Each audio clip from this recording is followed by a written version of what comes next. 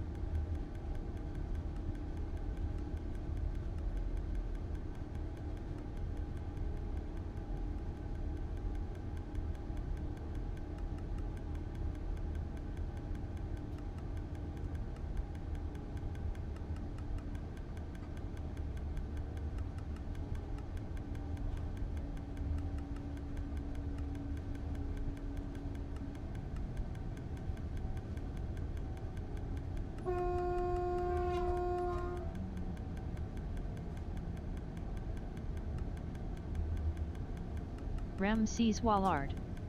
Allskode.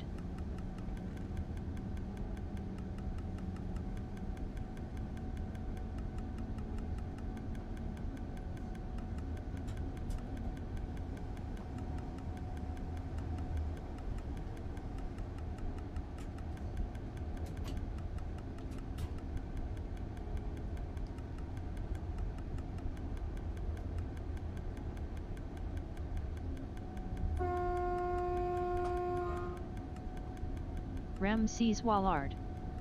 Mui.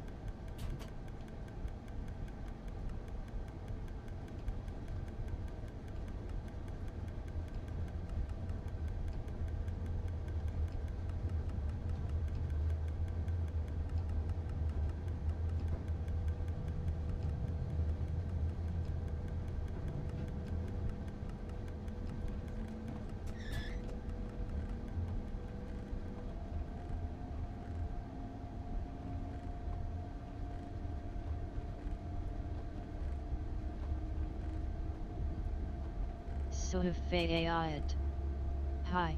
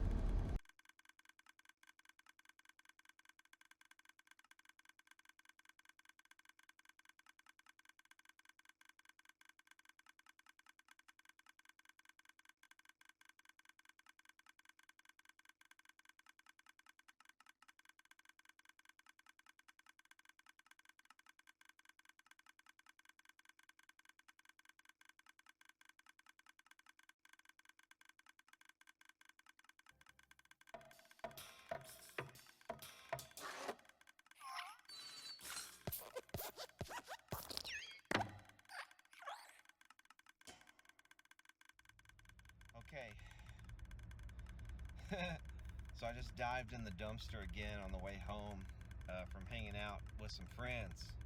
And check it out. I don't know if you can see that or not, but I got a fucking Marshall amplifier in the dumpster just now. I got a guitar stand. I think it's half broken, but I just grabbed it for the hell of it. And I got this, also got this case, which looks like a, I don't know, a vintage, I don't know, some kind of Japanese case or something maybe. We'll get a closer look when we get home. But oh my God, my heart's pounding. It's like 4 in the morning, so there's nobody out. So, you know, I'm not worried about anybody stopping me, but it's just like, holy crap, a fucking Marshall. I died. I wish I'd gotten video of it. I never get video of the shit in the dumpster, so everybody calls me a liar, but no, I'm not lying. Today's video is sponsored by Native Sons Goods, makers of the best woven guitar, bag, and camera straps on planet Earth. And now the best is even better with a new line of hand-woven Maya Serape straps with USA Organic herringbone hemp backing. Get 10% off when you use the link in the description, and remember, when you support my sponsor, you support this channel, and I sure appreciate it. Okay, so I can barely believe this. So I've just gotten home, and this is my haul that I just got from the dumpster. And dude, you know, I apologize for the lighting and everything, but I'm just doing this kind of in the middle of the night because I was just out, and you know, I come home. But before I come home, I just stop off there just on the off chance, you know, there's something there. And sure enough, dude, dumpster is unlocked. This is what was in there. It's still wet. Here, I'll show you. It's still wet. I'm going to open this case here in a second. I'm going to set that aside. This thing is still wet. It's got, see, it's still got rain on it.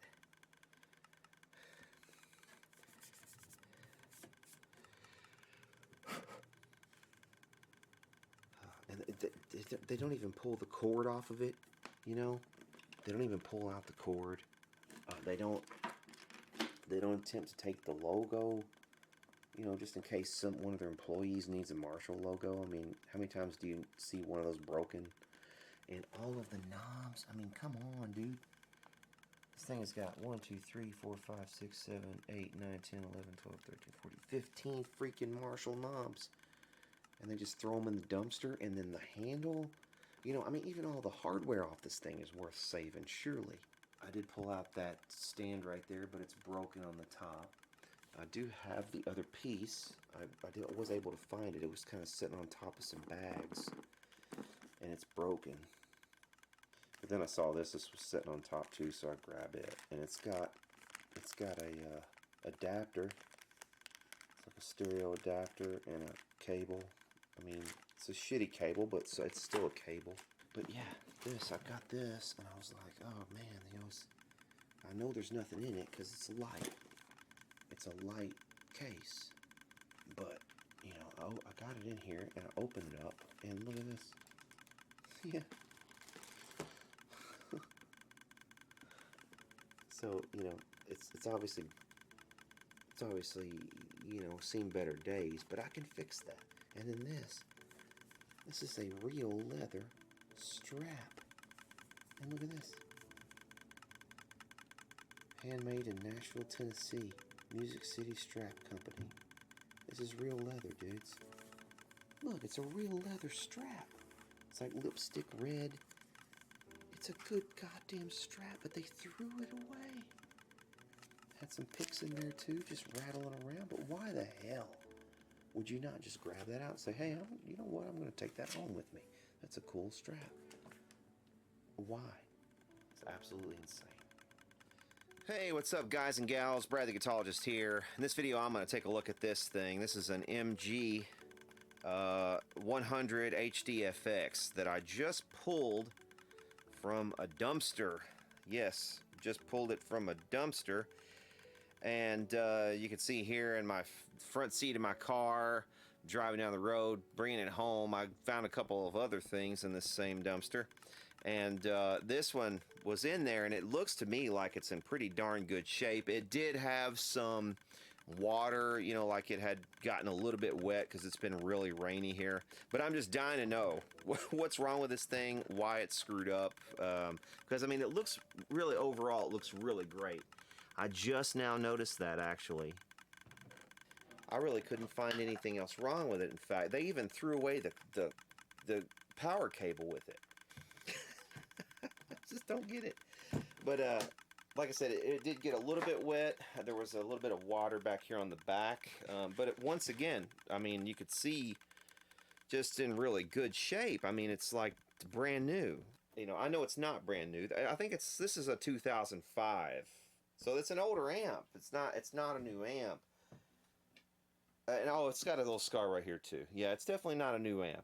And I just got to know. I got to know what's wrong with this thing. But yeah, before we really get into it, we'll look at the specs of this thing too. We've got emulated line out and headphones. So you could go directly into like a recorder. You could go, you know, whatever, into your rack, mixing board, what have you. A CD in, so this could actually play. This is an auxiliary input. So you could play stuff from another source. FDD, I'm not sure what that is. Not 100% sure on that. We got a master volume down here. We have an effects loop mix, reverb level, effects level, preset adjust, and we have a couple of channels. We have a clean channel, of course, with a clean and crunch. It has its own gain as well. Then we come over here to the overdrive channel, which has its own gain. We have two different types of overdrive. Bass, middle, and treble, a contour, and another volume for that channel. So there's a gain and a volume for the drive channel, in addition to the master volume on the overall output. But yeah, it's got those digital effects. I think on the back, when we just had it turned around to the back, I think I just saw effects loop back there. Yeah, so this has an effects loop. It also is foot switchable. We don't have the foot switch, unfortunately. And I don't even see very much dirt or anything on the fan. It's not, I mean, it's not like this thing has like high hours or anything, I don't believe. Unless somebody has cleaned that fan. You know, it's got a little bit of dust, but it's not bad. It's also a little attenuator for the effects loop. But yeah, let's, I'll tell you what. I think I want to hook this to a speaker. Put it on the Variac and see if we can just dial it up and see if it works. Sometime, I mean, maybe it'll just work.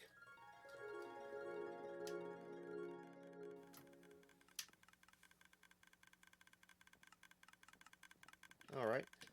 So far, it doesn't look like it's coming on at all. So, plan B. Let's open it up and see what's going on.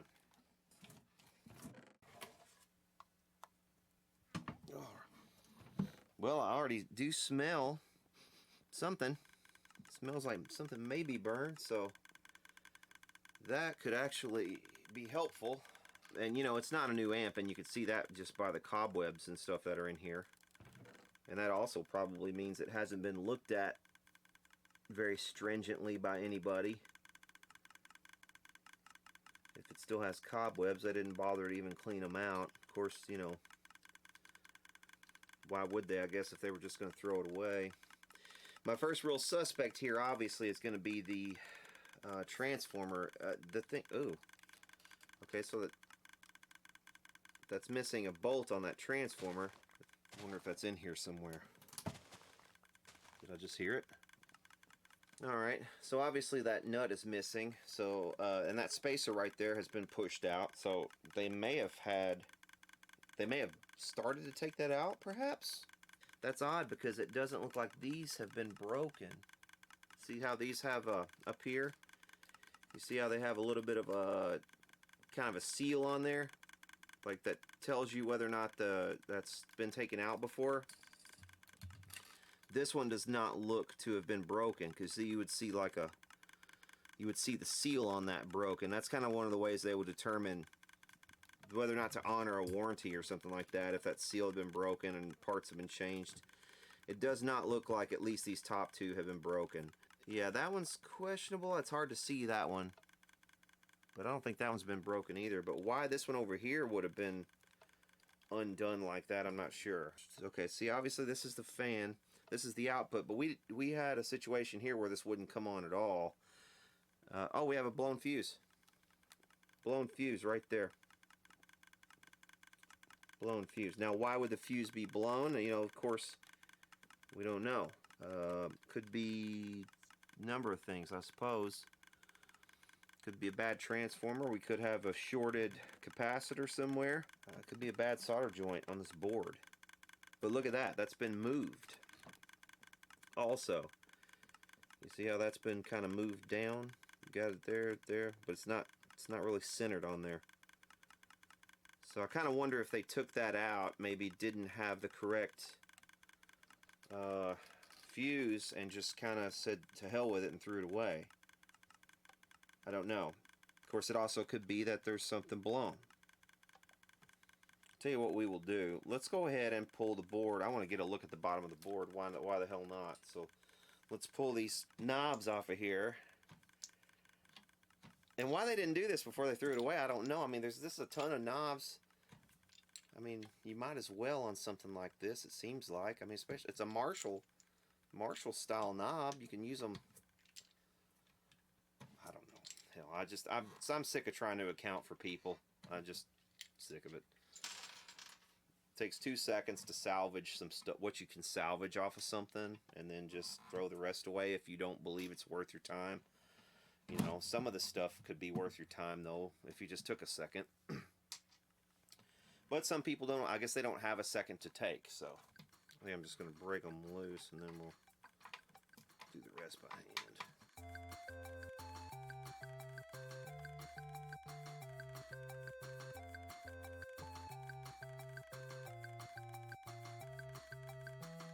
But certainly we can see that, you know, we've got a blown fuse. So there's something going on in the power supply for sure. I was going to have to pull this board anyway just to ensure that all the solder joints were good. So we may as well just do that up front.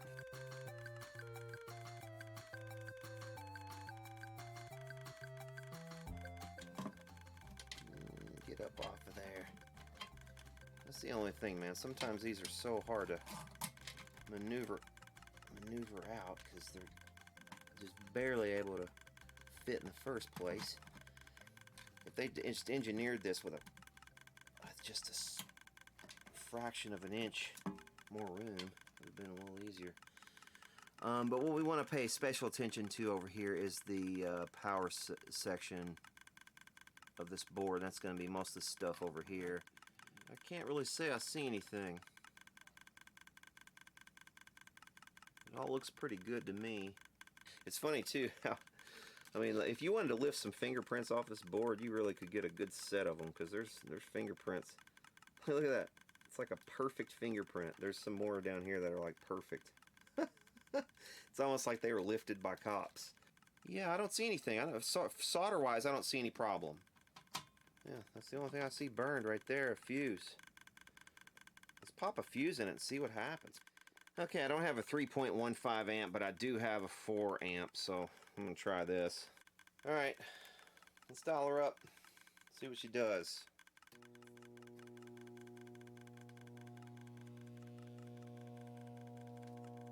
Whoa, okay. Smoke! Haha! Yes!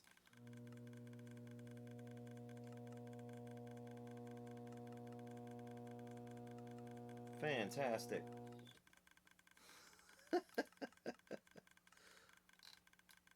Okay, so we have a bad output on this for sure. I mean, that's obviously burned. But at least that means that the power transformer's good. We're getting power. If that board right there is not burned too badly, we might be able to just replace that transistor, the output transistor there. Could come out okay on this if we want to. Let's pull that and see what we're looking at. Alright, so let's look at what we got here. We got, it looks like, some bad solder right there for sure. Look at that. It looks like there might be a bad solder joint right there. And I mean, of course, this thing's going to be burned up now, because it's, you know, it's obviously burned up now. I mean, because look at that. Yep. I'd say what happened probably is somebody plugged this thing in without really having a load on it, and it just it just couldn't handle it for whatever reason. This particular design just can't handle that. Just burn it up. So yeah, I think we'll try to order that part right there and see if we can't get this thing going. That's probably going to fix it. Yeah, why the hell not? Let's order that part and see if we can't get this thing going. Okay, so I was able to find a schematic for this thing, and according to the schematic, it should be a TDA 7293. Yeah, it's impossible to see on the actual part because it's burned. I'll put one of those on order, and we'll change it out and see what happens. 3,000 years later. Okay, so I got the new part in for this thing, and we're going to go ahead and replace it real quick and see if that was the problem. So we'll go ahead and pull it off this board. I think what I want to do probably is try to cut that out of there first, and then we'll get rid of the leads after the fact. So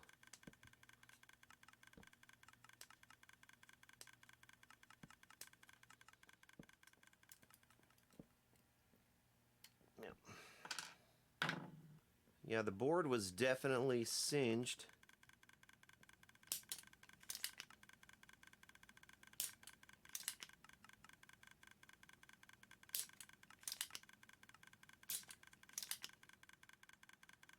That pad right there has come loose, so I don't know. So that pad right there had come loose, so I'm going to have to make sure that we have good continuity between that pad and wherever down the line it connects to.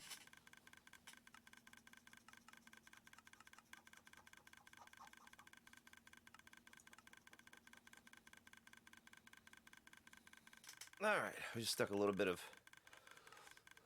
flux on there to help out when we get this on. All right, let's check out our new part and compare it to the old part. TDA 7293. This one's made in Singapore. And look at that, thing was cracked. So that's definitely, or it might have cracked whenever I broke it off there, but still nonetheless, you know, it was weak if it cracked.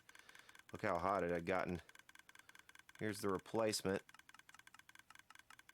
Definitely looks a lot better. I think this one's Chinese made, but it should be a good part. Hopefully, we'll see how it goes.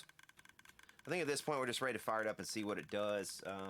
We've only replaced 2 parts, and we're talking about just a couple bucks spent. So yeah, so this part ended up costing me $3.17 after tax. So that was, and it got here pretty quickly as well. So can't complain about that. Well, the light's on. Has power. I've got sound at the output. I'm gonna try to put a guitar in it. I've just got 85 volts, or yeah, 85 volts on the input, and it's running really low amps. So that's what I've got going on the input. 8.4 watts. I mean, at 85 volts. I guess I could go ahead and dial it up, but I want to get a guitar in it first and just kind of see what it does, see how it reacts.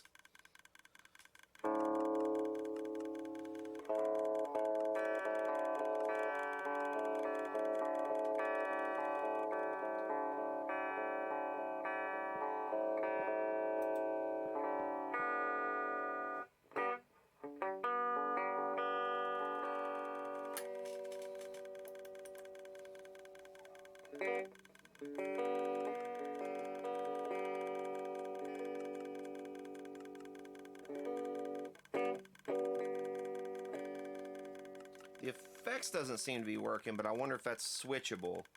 We'll take a look at that.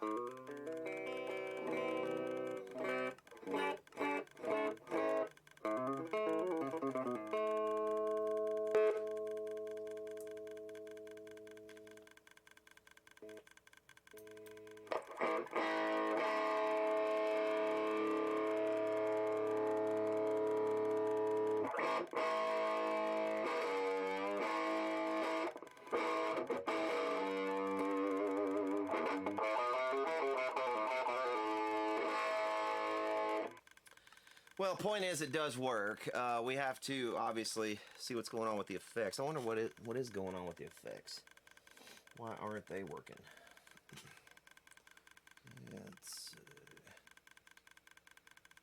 I wonder if they might have come unplugged from the board here or something. Or are they on a switch?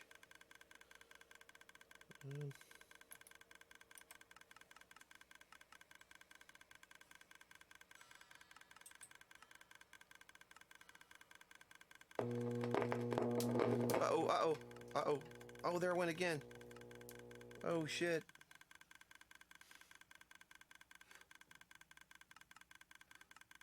Okay, well, fun while it lasted, right?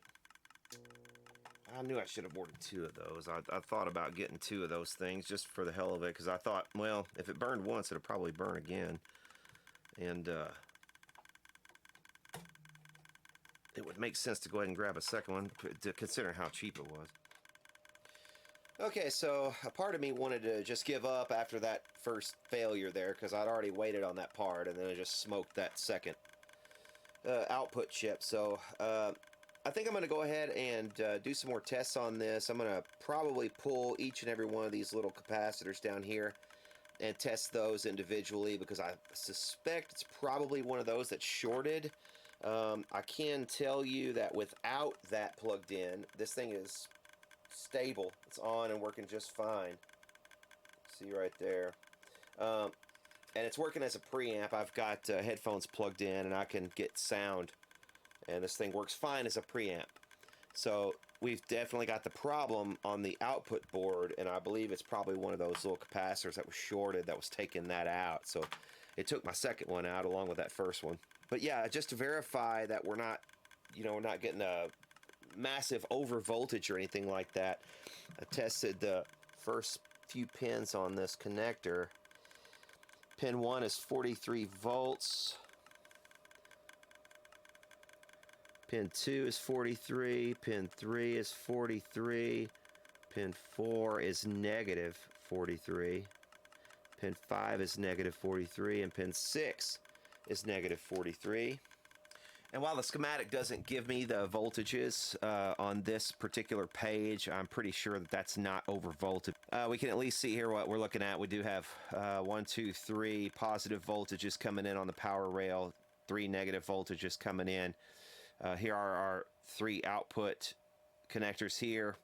We have 2 power ground connectors on 5 and 6. And those grounds are separated from the power rail up here by these capacitors. So there's one of the capacitors. There's another one, C2, C3. If any of these are shorted, then obviously you could see what would happen. It would just, all that power would basically just go directly to ground. But it could also be that, one of these other components, like this one here, could be shorted as well. This C5.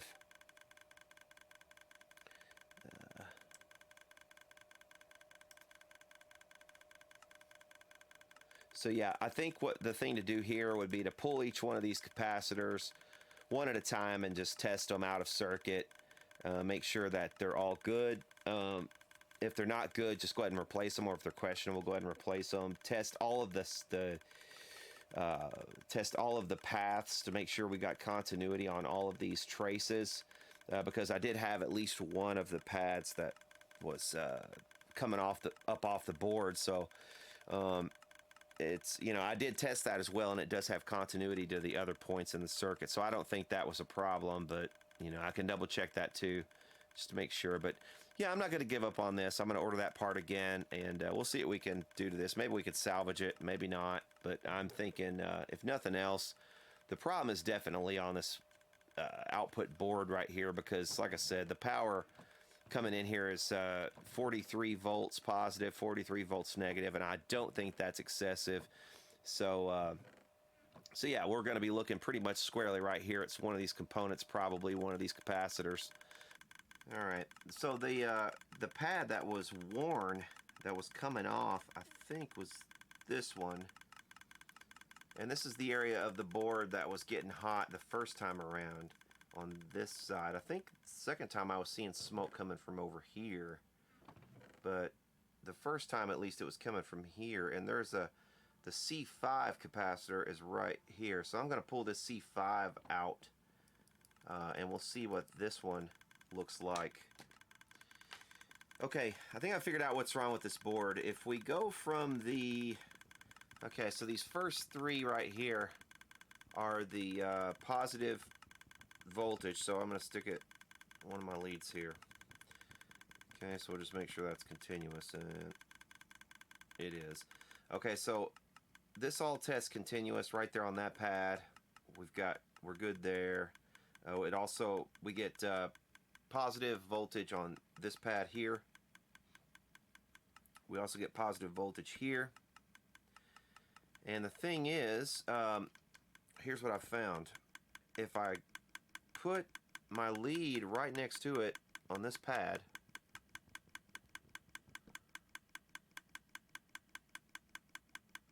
look at that. I had 50K there for a second. 55K. 50K. You see that? That should not be 50K. There should be nothing there, because if we look at this, this is 1, 2, 3, 4 pads over. 1, 2, 3, 4. And the only thing it's connected to, it is connected to a lead that's going over here to this pad, but nowhere else.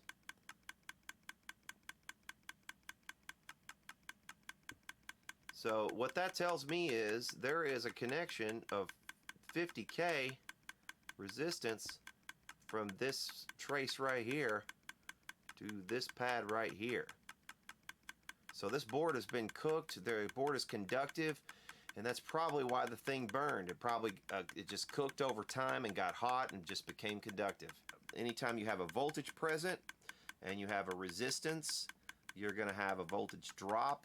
And a voltage drop means wattage, and wattage means heat, and heat means, you know, it probably got more and more and more conductive, and it just eventually just fried itself. We've got a bad board, so we're going to have to either buy this board or probably just recreate it. And that's probably what I'll do, is just recreate that board, because it should be fairly simple to do. There aren't even that many components. I removed a couple of the components already to test it out, to make sure we weren't getting, we didn't have anything that could possibly, be in the circuit other than just that trace. So that is, we've established that that board right there is conductive. We only have 4 more parts to take off, plus this little ribbon cable. So we'll probably just extract those parts, extract the ribbon cable, and just reconstruct this board on another blank board. And in the meantime, I'm going to go ahead and also reorder this part, because I had to burned it and had to cut it back off of there. So we'll reorder that part, build the board, and hopefully we'll have a working amplifier after that. Much later. Okay, I finally got the chip in for this Marshall. I was kind of skeptical about even touching the package, considering what all is going on right now. But I've got this installed. Took quite a bit of wiring, as you can see. It's it's not the prettiest thing in the world, but it should do the trick. So let's get this installed in the amp and see if this does it. I mean, if this one burns up now after putting all this work in, I'm probably just going to write this thing off. So let's see what it does. Okay, moment of truth. You guys want to see this thing smoke? Pay special attention to the board. I know I've got a lot of extra compound I need to wipe off. I'll get that in a little bit, but just watch back here and we'll see if we start to see smoke. So in 3, 2, 1. Oh, hit it here. 3, 2, 1. Uh-oh. Okay, that certainly didn't sound good. Let's pop it back out and see what's up with that. Man, this is becoming more trouble than it's worth. Okay, so pretty much all I can do at this point is try to double check that I did not hook something up backwards. So I'm going to go by the schematic for the board and double check it. I actually built the board based on a combination of the schematic, but I mostly looked at the old board because you can clearly see all the traces on the old board. So I went by the traces on the old board to build this new one, and it was just kind of the easier way to do it in my estimation. So I need to go back and double check it with the schematic that I found online, and also I'm going to check and make sure that I didn't somehow reverse the pins, like, so I've got them, you know, backwards, because that would really suck if they were backwards. Okay, so I sat and traced this out for a little while, and I found the problem, and it's a miswire. Can you spot it? It's this wire right here that goes to these two connections. Instead of going to this side, there's a capacitor under here that goes from here to here. Instead of going to this side of the capacitor, this line should have gone to this side of that capacitor. Hopefully we didn't burn anything up, and we'll try it again. Okay, so here's the moment of truth again, and let's flip this thing on and see what she does. In 3, 2, 1. And pay attention to that output chip, because that could start frying any second. I don't think so, though, because from all my testing, I'm pretty confident it was the board that was conductive, which isn't that interesting, because this is yet another model of Marshall amplifier that we can identify, where the board itself has become conductive. Now this is a green board, kind of like the other not the JCM, excuse me, but the JCM 2000s, the DSLs and TSLs. Some of those models had conductive boards, and I think it was around the same time that this one came out, and it was the green boards that were conductive in those. So I believe we've identified yet another flaw in a Marshall amp from this time period. And once again, this is this just kind of goes to show you how you sort of have to watch out for some of these products that you're buying, man. Some of these, you know, some of these new products made in China, you just don't know what kind of components you're getting or what quality the components are. But I can already tell this thing is going to work. Let's give it a little bit of a test.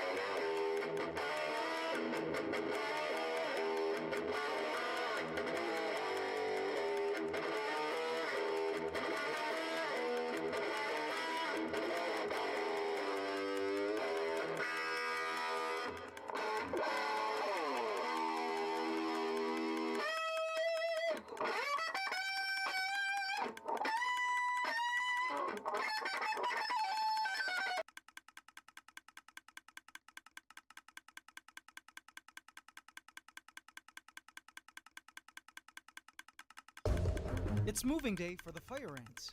Meet the Phoenix Empire, our 12-week-old fire ant colony that we've raised on this channel from just a single queen fire ant named the Ember Empress.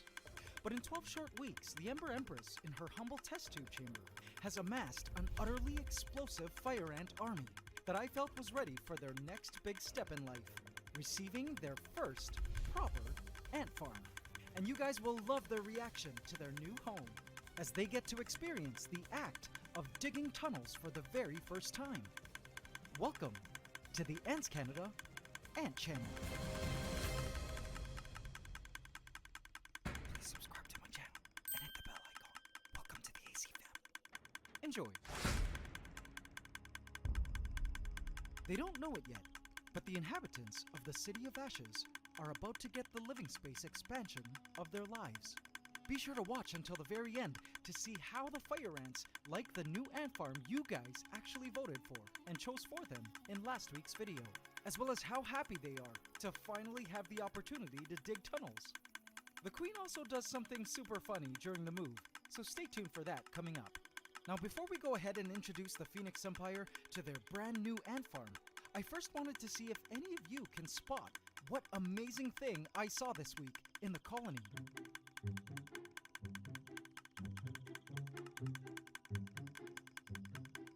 Did you see it? AC family, the super majors have arrived. Check her out with that massive oversized head. It's packed with muscle for brute jaw force for when the colony needs it. She is one of 2 super majors the Phoenix Empire now has walking among them, and she's definitely not the last.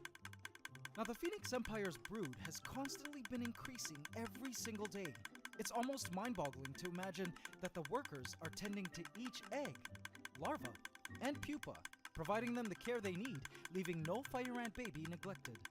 The queen has been super prolific with her egg laying since last week. The brood pile practically reaches the end of the test tube now. Now in last week's video, we saw the colony's water source was contaminated by a sudden and strange pink microbial outbreak.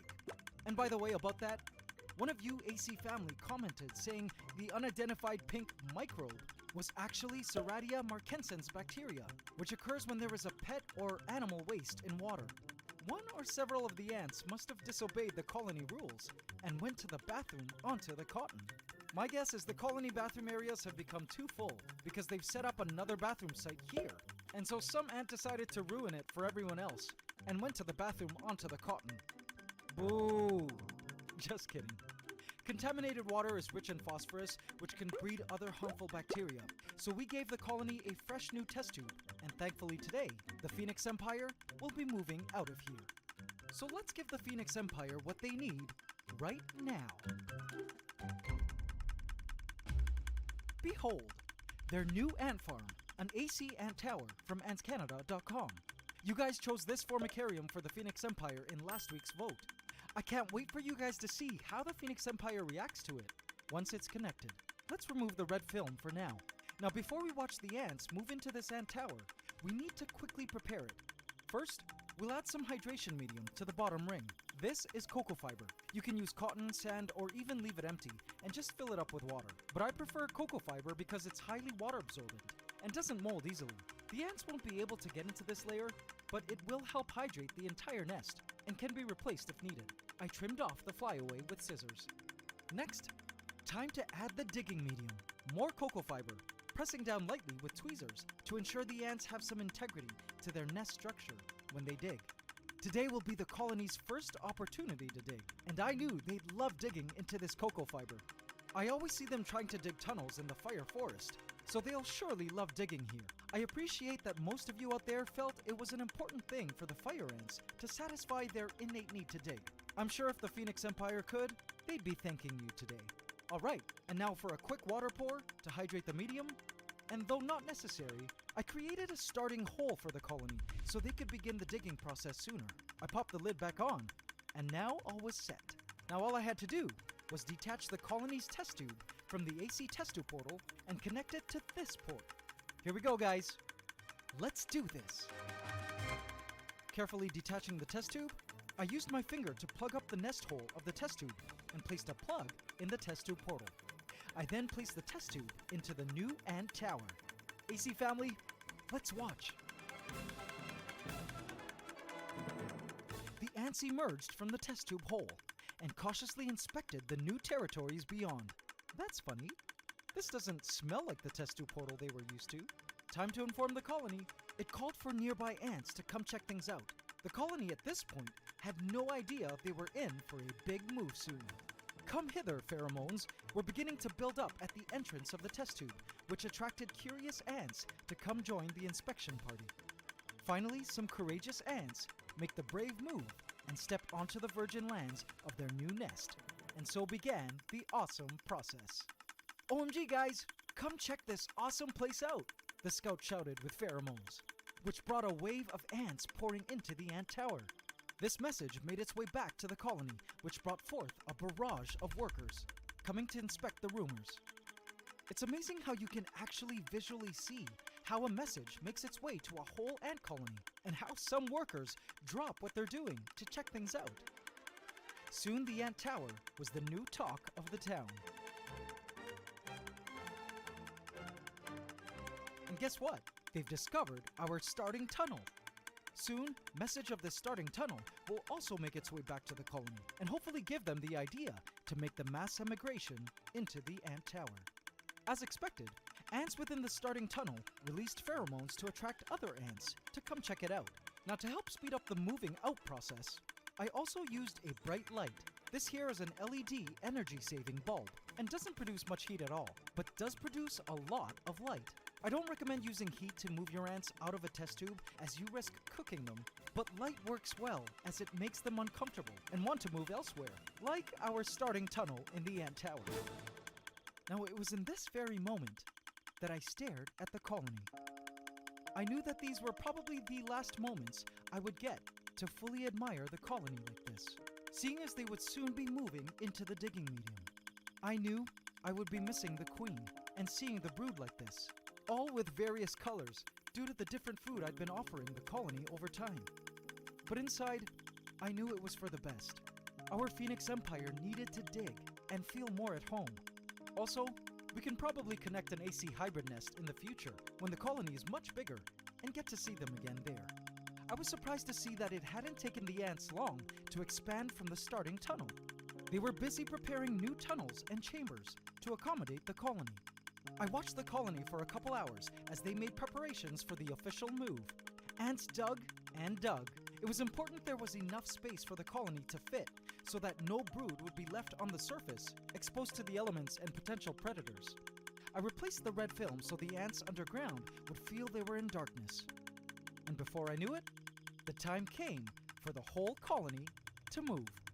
This is where things get really interesting. There were two signs I was looking for, which meant the ants were officially moving in. First, I knew once we saw the younger, lighter colored ants leaving the test tube, it meant they were moving, seeing as usually they are, by fire ant law, not allowed to leave the nest. And there they were, young yellowish colored ants leaving. But these weren't rebellious teens in Miami wanting to party when they should be staying home. These were ants on the move. And then I began to see the colony moving the brood. Yay! They were officially moving into the ant tower. I kept my eye out for the queen. And before I knew it, she flew by. But watch. She turned around and fell flat on her back. Whoops. She seemed afraid to move into the new space, but eventually she followed the biddings of the colony and went with the flow. And in seconds, she was out of sight and gone. Farewell, Ember Empress. We'll really miss you. It took a whole hour for the colony to move the rest of the brood out of the test tube. And when they were finally done, I disconnected it from the setup and tapped any leftover ants into the ant tower to rejoin the colony. The colony was officially now all in the new home. You guys will love what I saw the next day. Peeking into the ant tower 24 hours after the move, this is what I saw. The fire ants had created some impressive ant hills, and inside, there was the brood pile. Check out all those awesome tunnels and chambers they'd constructed. So cool, right? I tried to look around for the queen, but as expected, couldn't find her. They were doing a good job at hiding her here. No problem though, as it was more assuring to know the ants were enjoying a more natural life in their new ant farm. Now guys, you know what's next. What should we name this ant tower? Let me know in the comments and I'll choose my favorites for us to vote on in a future video. Let's give this new home base a cool name.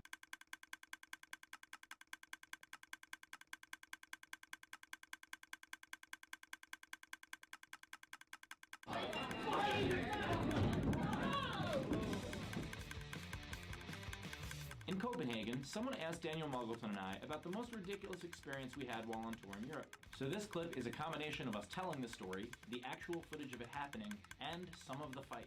What's the most ridiculous experience you've had so far on this tour? Where in the Netherlands are you from? Or was that the accent? I was living in the Netherlands. Really? I just picked a fucking country. I was kidding around. I missed your show last year when you came to the Netherlands. I lived in Utrecht. Are you from, so you're from the States or Canada? Canada, okay. That's why you sound a little bit like me, but also are polite. Okay, got it. Canada is where I'm from when I travel in Europe. Right. Yeah. Me too. Yeah. It's a real easy one. It's just like you do something fun, you're like, oh, I'm so sorry, I'm Canadian. Okay, bye. Straight up. So sorry, what was the question? Most ridiculous. Yeah, the most ridiculous experience you've had on this tour so far. On this tour, most ridiculous experience. The fight? What about the fight? The fight was Oh yeah, the fight. A lot of you guys are like, just like the fight didn't spring to mind immediately. It's been a long fucking trip. Alright? But yeah, that was the post shot. A guy, a big fan. So it was in Nottingham. Oh no, it was Northampton. Northampton. This No, is Nottingham was ridiculous just because it's a city that is pretending that Robin Hood is a documentary for their tourism. Like they basically everything. I was staying on the corner of Friar Way and Maid Marian Street. I was like, you're fucking kidding me, right? But Northampton was weirder. It was a good show. It was a great show. It was without this incident, it would have been the best show of the trip. Yeah. You guys could still take over if you buy a lot of merch. So there was a guy like kind of off in the far corner, and he was this guy probably mid-20s, and he's on a date, and he's really focused on the date and not the show. And I can see that he's kind of trying to chatter up a little bit, but he's not loud enough that we can hear, so we don't do anything about it. We're just like, all right, they're not paying attention, fine, whatever. But the guy sitting right in front of him is a big fan, like had a Steve Hoffler shirt and everything, and which by the way, I'm a little disappointed in a lot of it. And so, especially with how far your currency would go, so he gets eventually, like during my set, he just goes, Steve, I'm very sorry I have to do this. And he turned, because he's British, so he had to like apologize to me before he was doing this. I know that would make him Canadian actually. And so he turns to the guy and he's like, you have to shut up. You're talking through the whole damn show. I've been waiting 3 years to see him. You have to stop. But the reason I like Big Mistake, and I hope that you do too, is because we get the credit. Sorry. Can you please shut the fuck up? I've waited 3 years to see this guy, and this crowd has, and all I'm hearing is you two. Please, either enjoy the show, or please go. I've waited 3 years for this guy, and I love this guy to bits, and Dan for bringing it, so please, enjoy the show. Woo! That was, wait, hold on, we got it from here, I appreciate that. Okay, wait, hold on a second, this is getting very tense right now. And then he turns back, like everything's gonna be fine. And it was not fine. So then the other guy starts talking. I have to kind of like mediate a little bit. Here's the thing, I can't hear you from here, but I have seen you guys chatty. So if they're freaking out, maybe you are, and if you're not, it won't be a big deal. If you're already being quiet, then it's no big deal, and it'll stay the same. Okay, hold on a sec. We're not gonna escalate it. Okay, so it's just if you were just being quiet, then you'll just stay quiet, and it won't be a big deal. Okay? Okay, I appreciate that. Okay. Thank you. Okay, guys, here, wait. This is gonna be weird, but realized, I was like, okay, the only way to do this, and I just turn to him and his wife, and I go, Could I ask you to slide over for a sec? You guys want to come over, sit over here? Would that help a little bit? All right, cool. This is a first.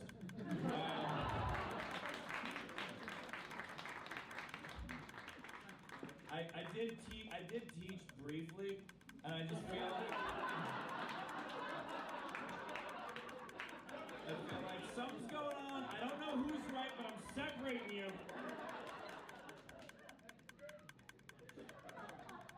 I appreciate it. I don't know who's right, but at the very least, this might balance out the room a little bit. So, all right. All right. I think I was talking about mistakes.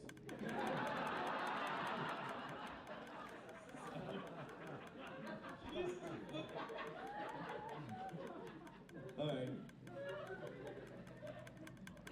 So you two, I was talking to you two. For a moment when you started speaking up, I thought you were going to be like, I should have said something earlier, I am also mistaken, I feel horrible. and so everything was fine. Sample for two things. First of all, I quite like screenshots.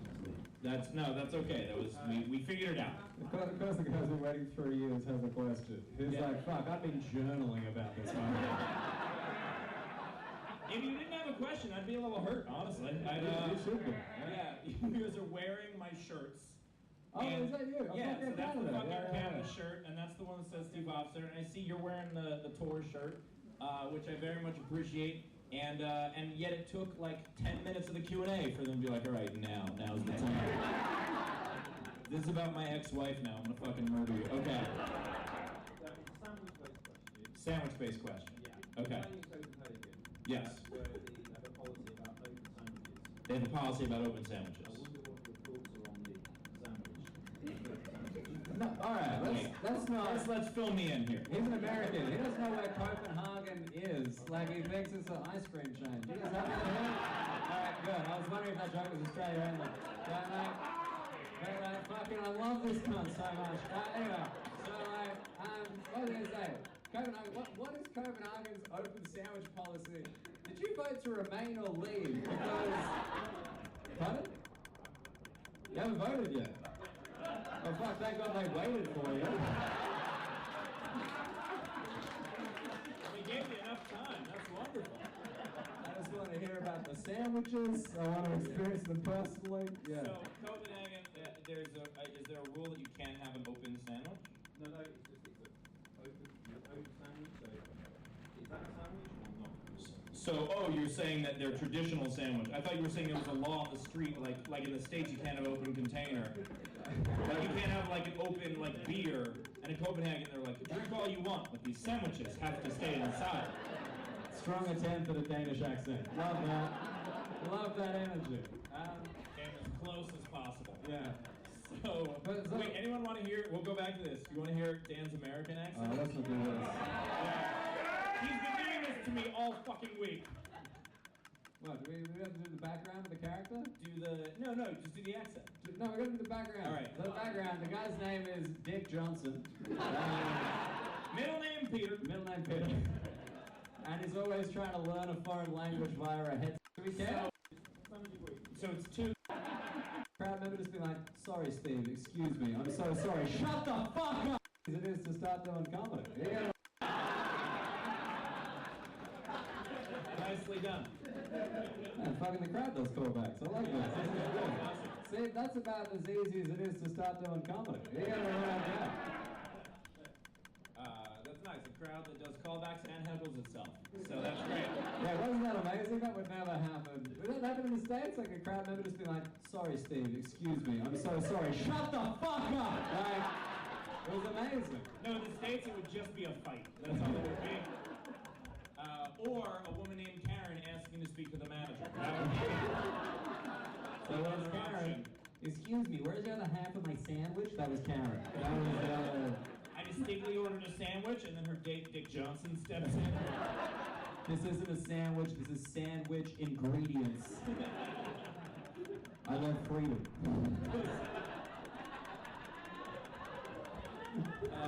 Who else? Did anyone else have a question? What do you got there?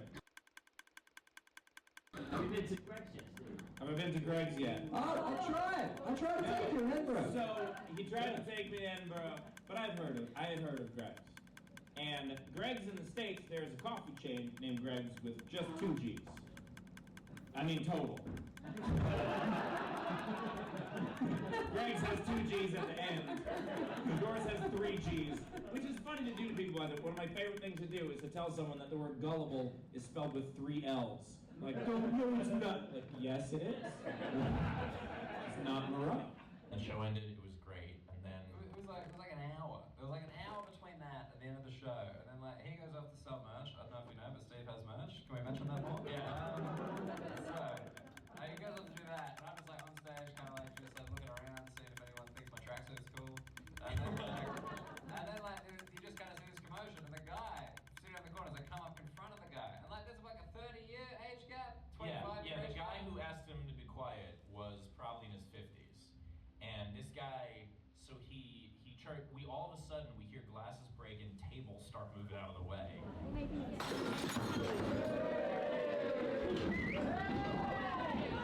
This guy is charging for him and takes a swing. Yeah. Fucking hits the guy. Yeah, he like half caught him, and he was just like, don't ever fucking say that shit about me, bro. Don't ever say that. Like, Which, by the way, great way to impress your date. If you're ever looking to impress your date, act like a child. They're really into that. Yeah, beat up someone who's your dad's age in front of her. Yeah. I mean, like, I am the alpha male, right? Like, that's the way to do it. Be like, I always wanted to do this to my dad, but he left when I was young and I couldn't. Like that kind of... What I'm saying is I'm ready to be a father. Yeah.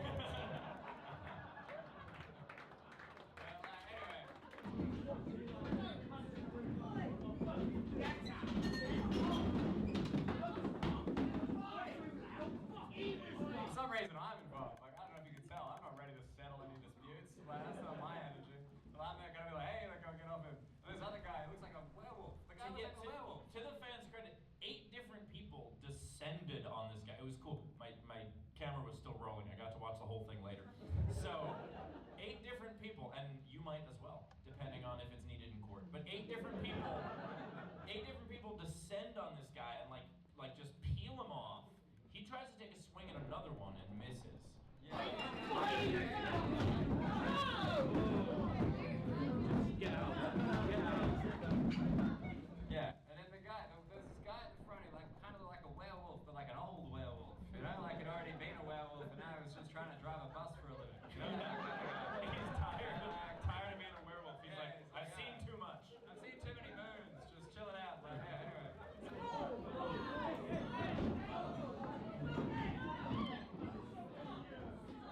Puts it in a fucking headlock, takes him down like MMA shit. And I'm like, this is wild. Like, I don't think werewolves could do anything. Like the moon is not out, you know. And then like he kind of gets him in a headlock, pushes him out the door.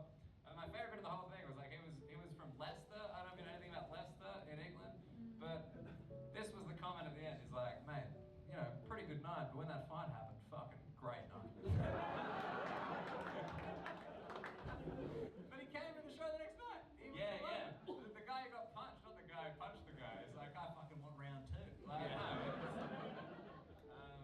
he came to the show the next night. It was very happy. Yeah, came down to London, sweet guy. Yeah, he asked me to punch him, and I was like, oh man, I'm professional. Yeah. And I gave him a quick little karate chop. Yeah, and the couple, they got married. That's the epilogue. Yeah, Steve was the celebrant. Yeah. And after the ceremony, he sold merch. You know he's got merch? That is literally how I broke the tension in the room, though, actually. When, this is 100% true, everybody's kind of like, after it gets peeled, like he gets peeled off and the guy leaves and everybody's just kind of standing like, what the fuck just happened? I just said, so does anyone want books or albums or anything? It got a laugh and then we went back to normal, so.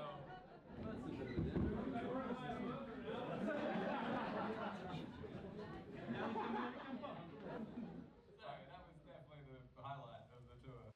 And now, a countdown of the top 10 dumbest hecklers getting owned. Since the theme of this countdown is being a dummy, I thought it might be a good time to give a shout out to Audible. Why Audible? Because books help you be less of a dummy. Also, this channel has now grown big enough that we've actually gotten a sponsor. See this cool set behind me? That is thanks to Audible, which is the largest library of audiobooks on the planet, and also on other planets, because they don't have audiobooks yet. I am assuming my book Ginger Kid is available there. If you haven't read it yet, go do that. Actually, on Audible, I'll read it to you. I gotta say, the process of recording an audiobook was super weird. It was a couple of days reading my own book while the director told me I wasn't sounding enough like me. But I'm me. It was also weird because she was right. Anyway, when you're a member of Audible, you can choose 3 titles a month. You can get started with a 30-day trial of Audible when you go to audible.com/Hofstetter, or you text Hofstetter to 500-500. 3 titles a month. In case you missed it and you don't want to rewind, that is audible.com/Hofstetter or texting Hofstetter to 500-500. And now, let's get to the countdown. Number 10, Birthday Girl Heckler gets shut down.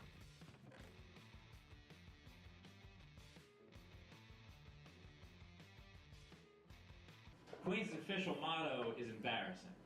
Do you know Queen's official motto? You can't drive. No, that's not it, but I wrote a punchline to the joke, and here's mine. Queen's official motto is not "you can't drive." That'd be weird and accusatory of Queens. I live in Queens. You what? I live in Queens, I can't drive. You live in Queens and you can't drive, so Queens' motto must be all about you. Because the whole fucking show's been, so why not Queens? Number 9, Dr. Heckler owned. Why did you boo New Jersey? Have you lived there? You lived in New York, so you love New York that you would boo New Jersey. You love New York so much that you moved the fuck down here. I love it so much that I would like to live 7 states away. And where do you live now? On 14th Street, so right here. So boo the fuck out of 15th Street then. Jersey's done with you. There's no rivalry anymore. Where in New York did you live?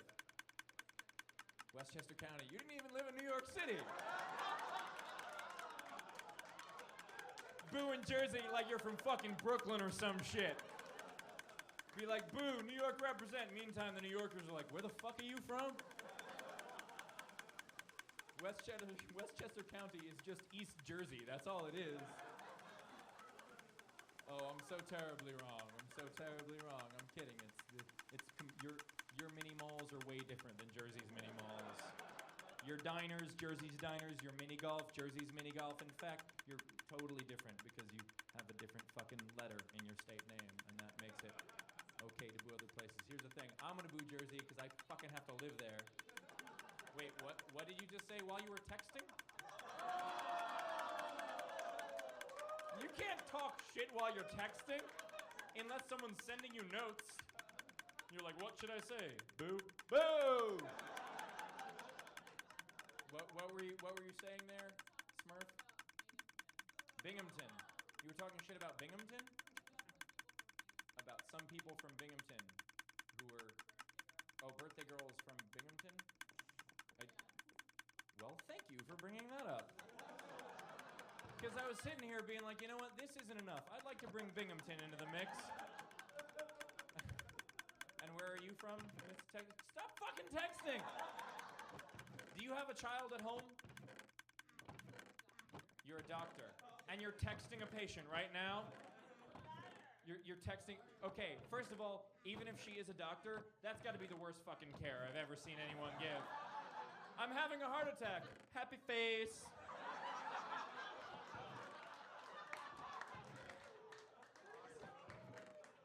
Not texting shit. Don't even... You're a doctor? What are you a doctor of? No. I got this one, man. What are you... What is it that you're a doctor of? A what? A doctor of law? You're a fucking lawyer! Were you solving a case? I'm sorry, were you healing a case?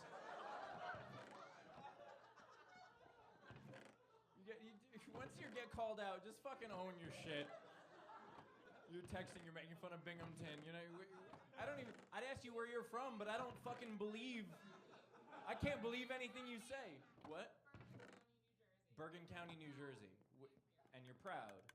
Good for you for being proud of Bergen County and making fun of Binghamton. Honey, she just bailed you the fuck out. I'm all about Westchester now. So you're from Bergen County, New Jersey. Where in Bergen County? I mean, I know, what? Demarest. I do not know. That I actually sounds like a condition that one of your patients might have. If you were a fucking doctor, you're a lawyer. Why can't you just say lawyer? You're a doctor of law? I've never even heard. It's not as good as saying doctor. Yeah, it's 4 years not as good of graduate school.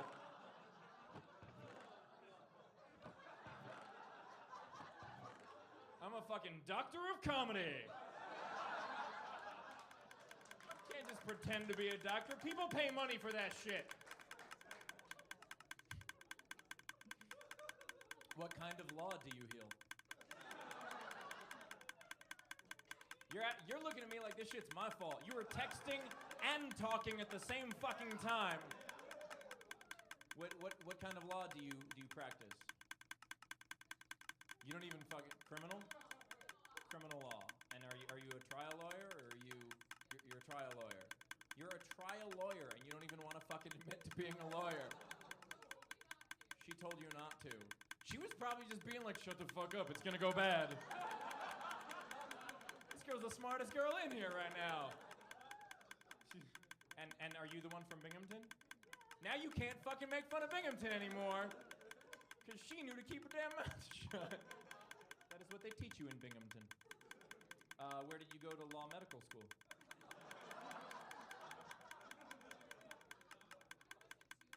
You went to Tulane. Wait, why did you make it Tulane instead of Tulane? Isn't it Tulane? You say Tulane. Sounds like a fucking 4-lane highway in Atlanta. Because they whittle it down to a 2-lane. So you went there for 4 years where you got your law degree, which you don't want to admit to. Why? I still don't understand why not. Like, are you not proud of what you do? You're very proud. Are you a defense attorney? No, you're a prosecutor. That's why you don't want to admit it, because you have a good job, but you make dick. That's why. You put criminals in jail and get paid $4.50 an hour to do it. $8.75. My apologies, doctor.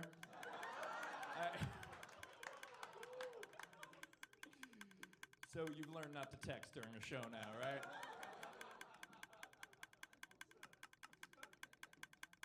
So I think we were talking about New Jersey. Number 8. Heckler tries to lead a revolt. What did you think when that guy was coming toward me? So we're performing in Full Circle Brewery in Fresno. And the thing that everybody would need to know to understand what happened is there was a taco truck outside that showed up right before the show started.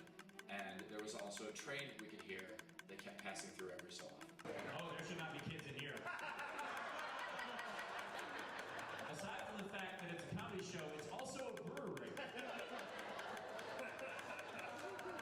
Let's just point that one out. Do those kids work here? Like that? What? They were the taco truck, and they're going to use the restroom right now. Okay, so they work for the taco truck. Still not legal, still not legal. Well, Fresno, you were making quite an impression.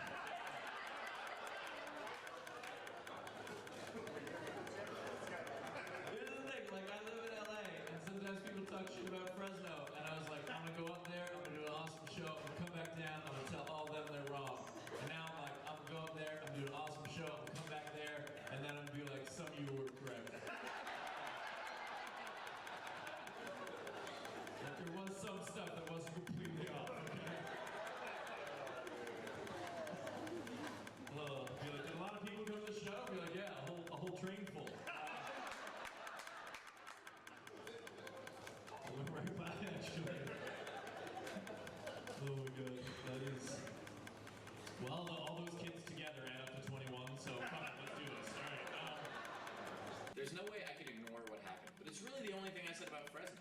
Like, I pretty much ignored where we were, as weird as it was, except for that. And then during the close of the show, I did a joke about how Fresno was kind of in the middle of nowhere. If you want the free stuff, I'll ask you for my email list. That way you find out the next time. I'm never doing a show in Fresno. I'm never passing through on my way to die in the wilderness The brewery itself was kind of loud, so I didn't realize that there was chatter going on in the corner of the bar. Because, you know, there were kegs being moved, there were super high ceilings, and so there was no way for me to really understand, and I hate that this is the only word for it, what was brewing.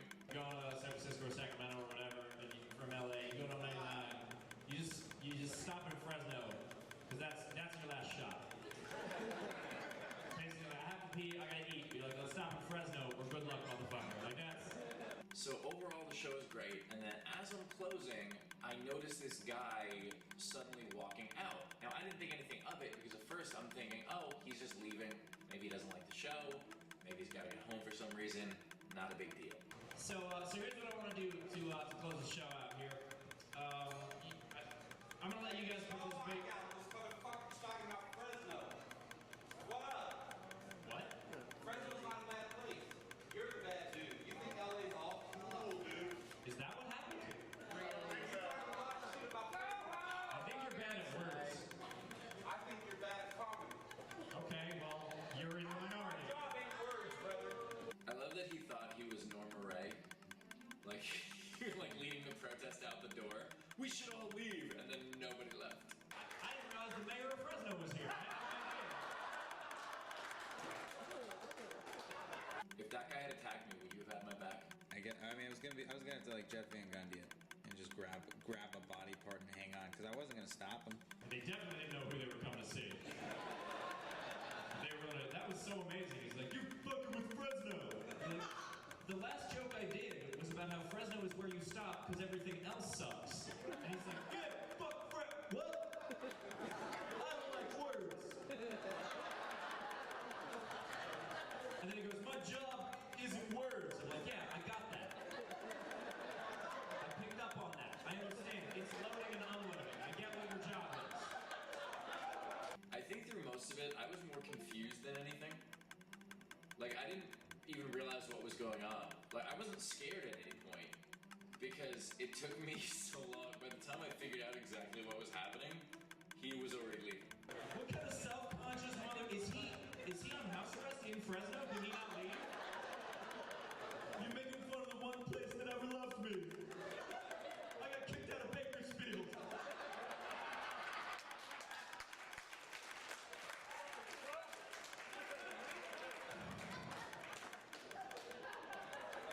When he walked out all puffed up too, that was amazing. He's like, my job isn't words. My job is nutritional supplements.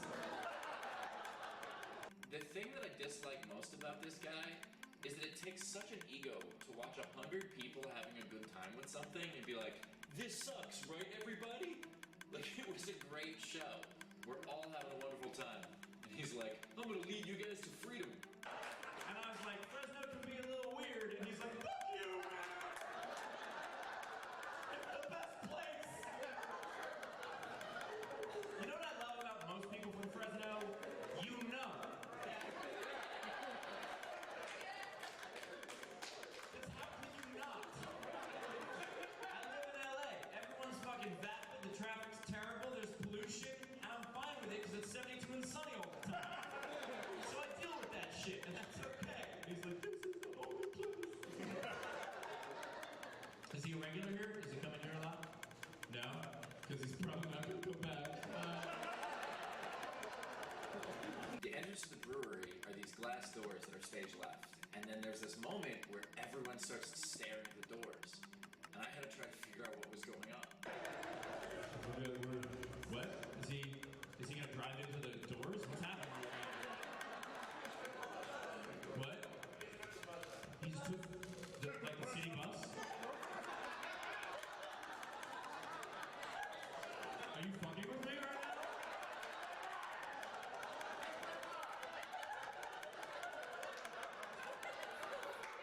Where's the city bus right now? Oh, it drove by, and he was on the bus. I love Fresno so much, I'm going to support the public transportation.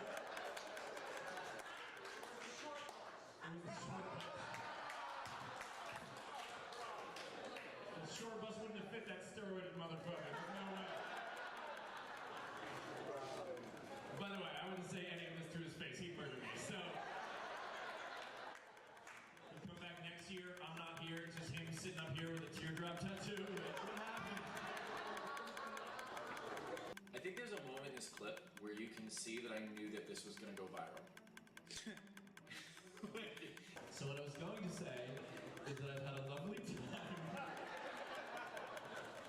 Best part is, so for those of you who are very familiar with my work, you know that I kind of got popular from heckler clips online. So when people come to see that, like people come to see a show, and a lot of times it doesn't happen, because that only happens one out every 10 or 15 times.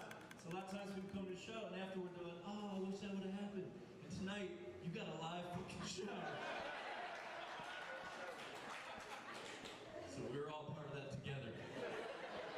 So California's down on the Euro Tour and Texas is next, but you are not coming with us. Thus ends the Danny Jollis portion. Thus ends the great Danny Jollis experiment. I feel good about it. Crowds were great though. They were great. It was great shows. Everyone should go see the rest of it. Yeah, it was packed out. We'll do Texas next. Guys, go see it. When am I coming back?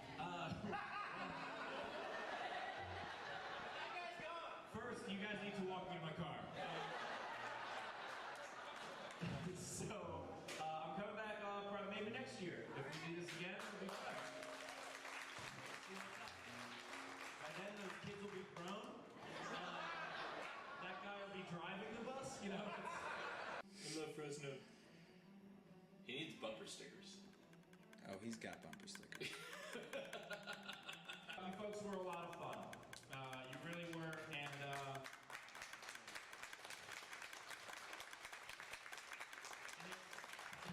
it's a shame that guy had to leave, because if he had left, like he would have heard me at the end just be like, I had a wonderful time here in Fresno. Really, he'll have no idea. He'll walk up, that guy fucking hates Fresno. He can watch himself on YouTube. That's gonna be great. He has no internet connection, so he can go to the public library, one of the many services offered in the city of Fresno.